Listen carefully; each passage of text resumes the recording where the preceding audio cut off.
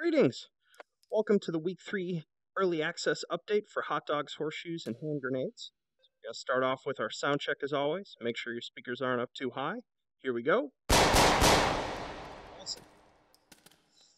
We got a bunch of new stuff for you this week. We're going to start off with the new toy and then go over to our new game mode. So this week, I added probably my favorite handgun in the whole world, the M1911 here, GI style, with the sort of steel and sort of worn hand plates there. Let's fire this off.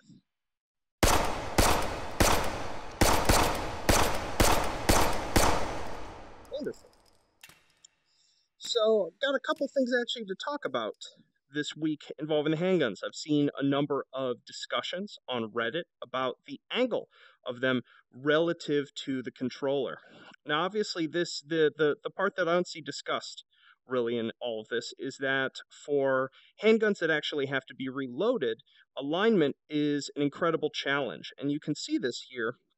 If I actually, I'll use the TT here. This has actually been rescaled since last week. I did a dimension check, and this was actually like 33% too large. So it's now dimension accurate.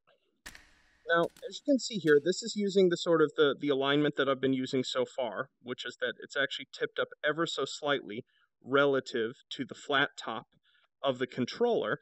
And this is to accommodate actually getting the magazine in there cleanly. You can see that we can insert the magazine in such a way that the two controllers have no chance of hitting each other.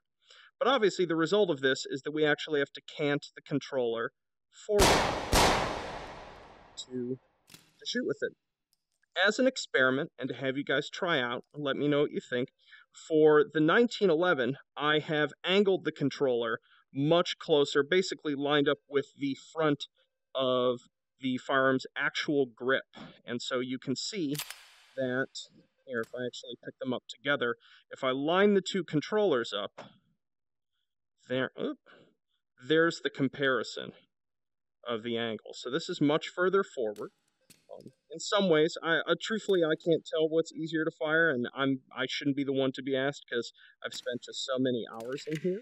The loading the mag is a little bit tighter of a fit. You can see that as we insert it in, and I've offset this as best as possible.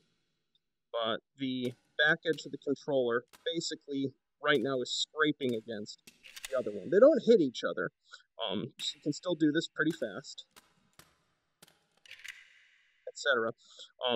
But it's a tighter tolerance. So I'd really like to, if you're trying this out, both see how it works for you in terms of a shooting angle, but also try reloading it a bunch and tell me if this alignment gets in your way. Based on what people want, for now, I'll probably pick one alignment. I'd eventually like to make it configurable, but that's especially considering eventually the sheer number of objects that are going to be in here. Actually tracking all of those custom alignments and saving them is going to require a good deal more engineering. So yeah, so give it a shot. Tell me what you think. And now, on to our new mini game. Basically, I realized this week that even though I had taken the time to implement a whole bunch of grenades, I hadn't really created a context for you to use them in a way that actually required some precision, so that you could actually get good at throwing the grenades. And so I've made this little game prototype. It is Grenade Skeeball. And so to play, we hit the button here.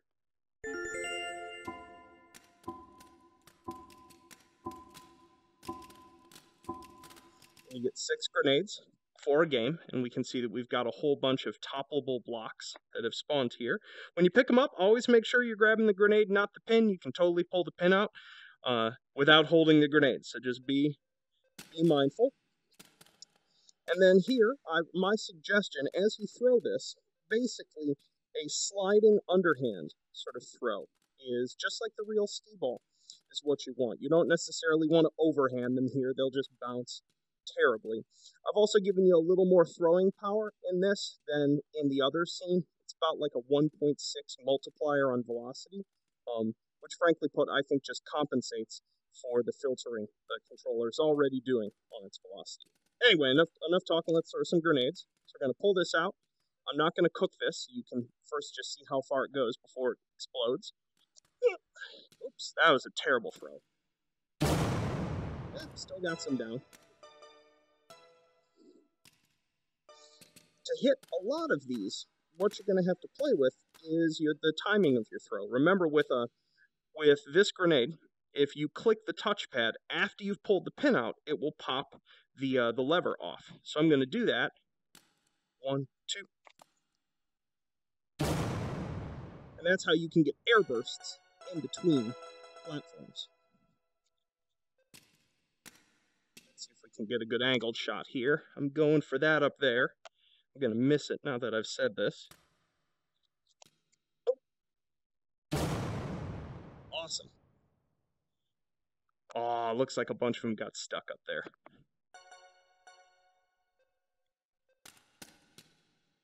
All right. Let's try that angle.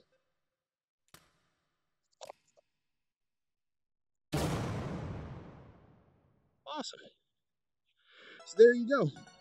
Give this a shot. Tell me what you think. I'm actually going to be continuing to iterate, maybe even during the week, on the exact throwing behavior. So give it a play. Post a screenshot to the Steam community if you happen to get a really high score. I have not managed to knock every block off of all of these platforms in 6 throws. If you somehow manage to do so, let me know immediately, and I'll let you pick out of the next 5 guns which one I do next. How's that for a challenge? So yeah.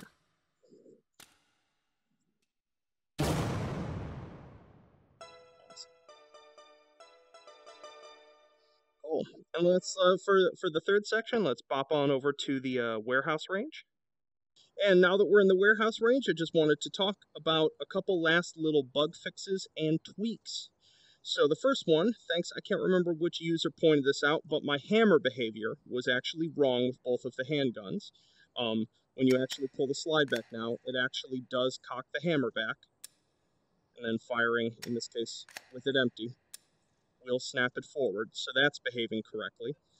I've also tweaked the behavior of the M79 and the shotgun to try to find a happy medium between what people have liked about the last version and the prior version to that. And so what do I mean by this? Basically, now you can load it, just as before. Gonna fire it. Now when you break it open, it doesn't automatically auto-eject. You can still manually extract them. Oh, come on. If you want to. However, with both the shotgun and the M79, if you just lift it to a back angle, it will auto-eject it. So if you want to handle that by hand, you can still do so. And if you want to have the Terminator 2 experience, firing, cracking it open, and popping it back, you can do so. I also fixed a couple assorted bugs involving the grenade not loading correctly. You can now actually just drop them in from a height. They should load correctly. And then lastly, and this is still an experimental feature because there might be some hidden bugs somewhere in the code base because of the way I've patched this in, but I've added the ability to grab an object from one hand to another, as it was requested a couple times now. So give this a shot. If it acts strangely at any point, if you get errant behavior, please let me know immediately. There are enough objects and special cases already present here that there could be something I haven't caught yet. So please let me know. Anywho, that's it for this week. Give the new content a try and let me know what you think. Peace.